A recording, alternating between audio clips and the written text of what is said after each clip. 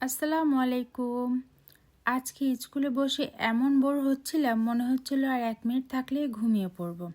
তাই কি করব, বান্ধবী বলল চলো চা খেয়ে আসি, এখানে নাকি মালাই চা বিক্রি করছে। তো ভাবলাম তাহলে যাওয়া যাক, যাতে ঘুমও চলে যায় আর চাটাও খাওয়া হয়। এরপর ঝটপট বেরিয়ে পড়লাম। দুই বান্ধবী গল্প করতে করতেই পৌঁছে গেলাম সেই দোকানে। গিয়ে দেখি মাত্রই দোকান খুললো। এরপর অর্ডার দিয়ে চারপাশটা ঘুরে ঘুরে দেখছিলাম কি সুন্দরভাবে কাপগুলো সাজিয়ে রেখেছে। আমি আর কি করব, বসে বসে চা বানানো দেখছিলাম। ভাইয়া কি সুন্দরভাবে যত্ন করে চা বানাচ্ছে। আর এই সেই চা যেটা খেতে আমরা রোজ দৌড়ে আসি। চা রেডি হলে আপনাদের দেখাবো কেমন দেখাচ্ছে। এরপর রুটির চারপাশটা সুন্দরভাবে পোড়ানো হচ্ছিল আর গন্ধটা এমন দারুণ ছড়াচ্ছে যে কি বলবো। এই দোকানের পোড়া রুটির গন্ধই আলাদা, যে একবার খায় সে বারবার আসে।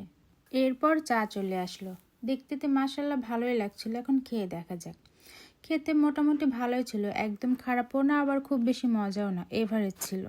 চাতে আর একটু মিষ্টি হলে ভালো হতো, আমি আবার চায়ে বেশি চিনি খাই, বলতে পারেন মিষ্টি লাভার। আজকের ভিডিওটা এই পর্যন্তই, দেখা হবে পরের ভিডিওতে। আল্লাহ হাফেজ।